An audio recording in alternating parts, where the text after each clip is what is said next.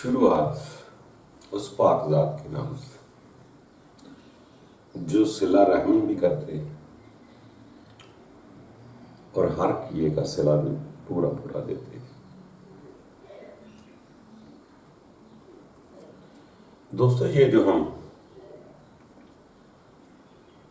अपने आप से, अपने हाथ से, अपनी जुबान से, अपने किरदार से जो भी बीज बोते हैं उसका सिला जरूर मिलना होता है। अगर हम जमीन में कोई बीज लगाएं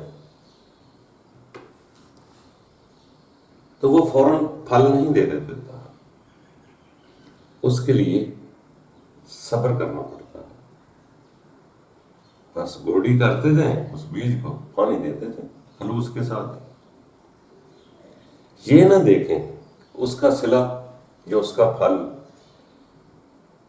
मेरे ही खाने के नसीब में होगा तो वो फल अच्छा। जल्दबाज इंसान है मगर जल्दबाजी करनी नहीं चाहिए। बीज लगा दिया, खलूस से पानी देते रहे, गोडी करते रहे, मशका पर पाते रहे। बाकी एक दिन वो सिला जरूर मिलता है। कोई जरूरी नहीं कि आपकी जिंदगी में ही मिले। जैसे आम के दरख्त बड़ों ने लगाए तो हमने खाए, हम लगाएंगे तो अगले खाएंगे। आम का दरख्त कितनी देर बाद फल देता है? बास का जिन्होंने लगाए होते हैं वो तो चले गए होते हैं, मगर उनके पौधे लगाए हुए फल हम खाते हैं। इसी तरह आज का इंसान का किरदार,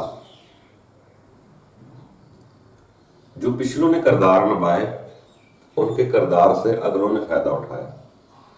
जो हम किरदार अदा करेंगे हमारा फायदा हमसे वो दूसरे लोग फायदा उठाएंगे। ये कुछ जरूरी नहीं कि आपकी जिंदगी में ही वो सिला मिलता है। आपके जाने के बाद भी सिला मिलता रहेगा। अगर हम दुनिया में नफरत बो बीज के बीज बो कर जाएंगे तो नफरत का बीज हमारे जाने के बाद भी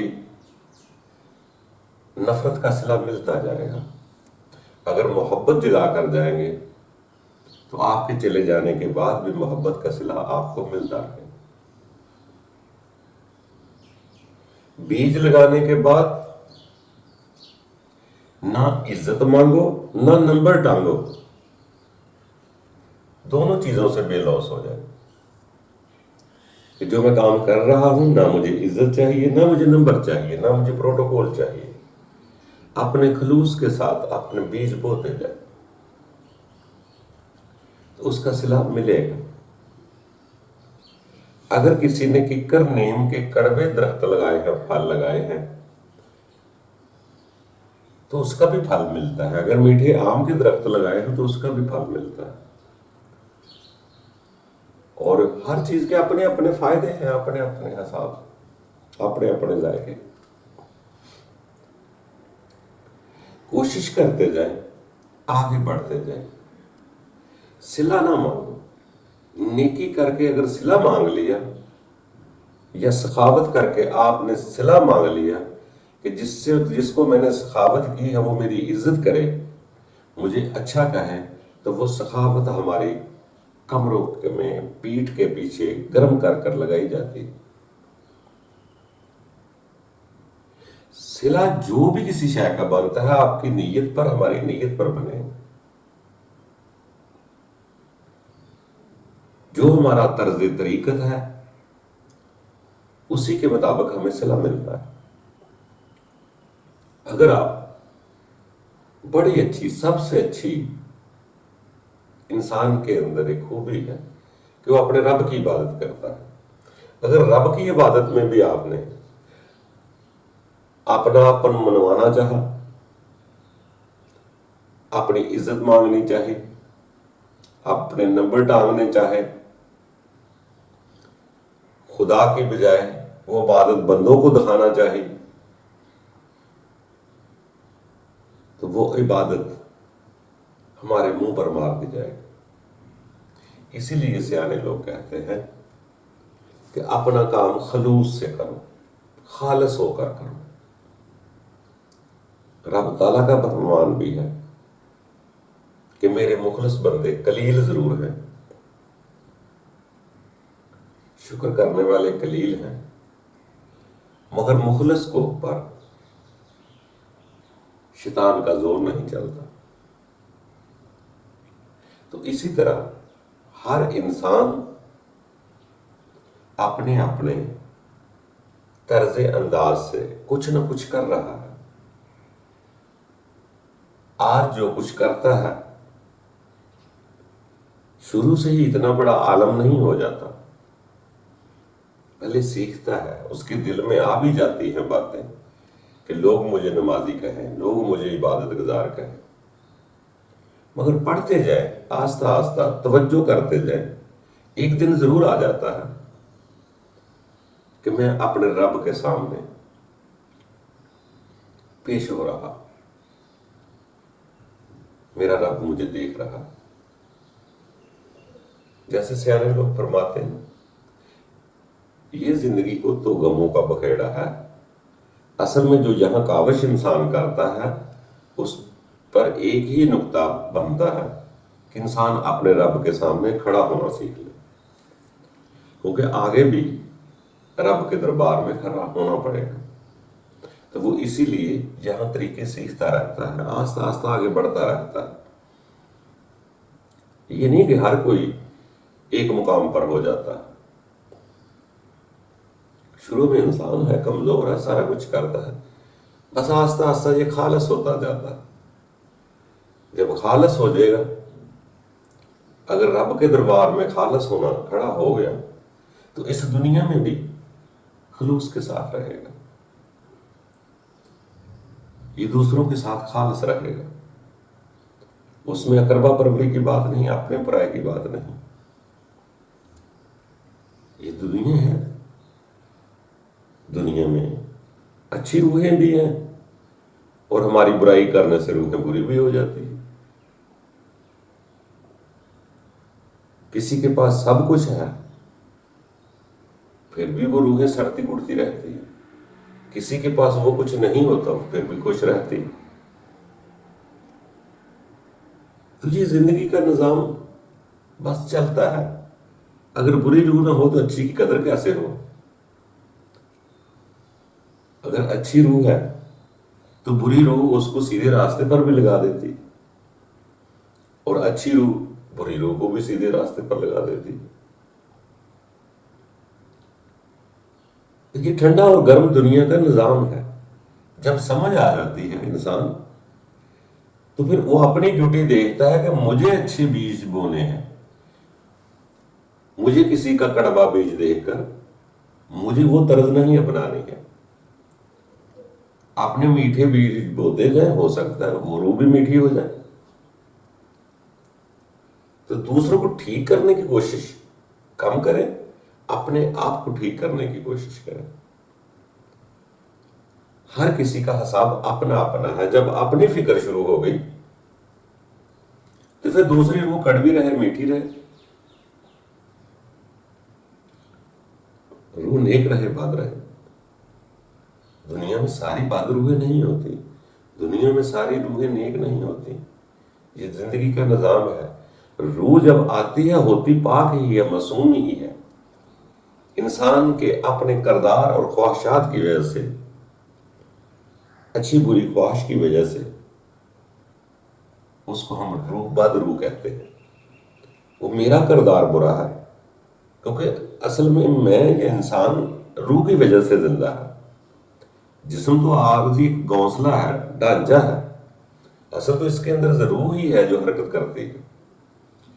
अगर मेरे जिस्म का करदार ख्वाहिशात की तरफ लबरेज हो गया तो हम कहते हैं ये बद रूह है। ये जिस्म बद है तो रूह भी बद हो गई है। अगर नेक रूह है, अच्छा करदार है, तो हम उसको कहते हैं नेक रूह। अगर हम रूहे ही हैं तो फिर इसी में नेक बद है। अगर हम इंसान हैं तो इसी में नेक बद है। अगर हम बंदे हैं तो इसी में नेक बात है, मगर ये सारे के सारे रूह की वजह से ही जिंदा है, इस वजह से हम बदरूह कहते हैं। बाकी कुदरत की तरफ से जो रूह डाली जाती है वो बद नहीं होती, हमारे किरदार होते हैं, तो हम उसको कहते हैं फलाना बंदा बुरा है, फलानी रूह बुरी। वो बंदे की वजह से रूह जो है बदनाम होती। तो उसी जिसने बंदे ने अपनी ख्वाहिशात को मद्देनजर रखकर रूह को बदनाम किया है, वो रूह ही उससे बदलेगी, वो रूह ही शिकायत करे कि इसकी जिस्मानी ख्वाहिशात ने मुझे बदनाम किया है, मुझे बदरूह बनाया, तो वो आगे इंतकाम लेती। अगर रूह के मुताबिक चलेंगे तो रूह तो कहती है कि तेरा जिस्म है, जिस्म दुनिया के मुताबिक चला, मुझे आजाद रख, मैं अपने रब की तरफ रहूंगा, जिसके यहां से आई हूं उसी तरफ राग़िब रहना चाहती हूं। तो जब जिस्म और रूह की जुदाई हो गई, तब भी रूह जो है जिस्म को खुशी से अलविदा करेगी, तकलीफ नहीं होने देगी, क्योंकि वो पहले ही उधर लगी हुई थी। तो जिस्म और रूह पहले ही महसूस कर लेते हैं कि हमने एक दिन अलहदा होना है, हमारी तलाक होनी होनी। वो हम गुस्से में, पेचोदम में, परेशानी में जिस्म और रूह लगा हो जाए, कांटेदार जैसे कहते हैं, फरमाते हैं कांटेदार झाड़ी पर मलमल का कपड़ा डालकर खींचो तो तार तार हो जाता है, तो या वो सुलह सफाई से फूल के खुशबू की तरह निकल जाएगी। तो दोस्तों, ये इंसान है बड़े कमाल की चीज है। ये इंसान बस जिंदगी में सफर गुजार रहा है और गुजारना चाहिए। इसके साथ ही एक नई जिंदगी जुड़ी हुई है, यहां से हमने वहां मुंतकिल होना। तो कोशिश करते जाए, कोशिश करना फर्ज है इंसान का। इब्तिदा तो इंसान के हाथ में है कि एक टांग उठाना तो इंसान के बस में है, बाकी रब ताला मदद कर देता है इंसान की। ख्वाहिश तो इंसान रखे कि मुझे आगे अगली जिंदगी में जाना है, फिर आगे खुद ब खुद ही हालात सीधे होते जाते हैं, सीखने की जरूरत नहीं होती। खुदा ताला कुदरत की जात खुद इसबाब बनाती जाती, आपको समझाती जाती कि मैं कहां खड़ा, वो अपने आप की तरफ देखता है, फिर उसको खुद अच्छा किरदार अदा करना है। कोई जरूरी नहीं कि दूसरी का किरदार भी वैसा।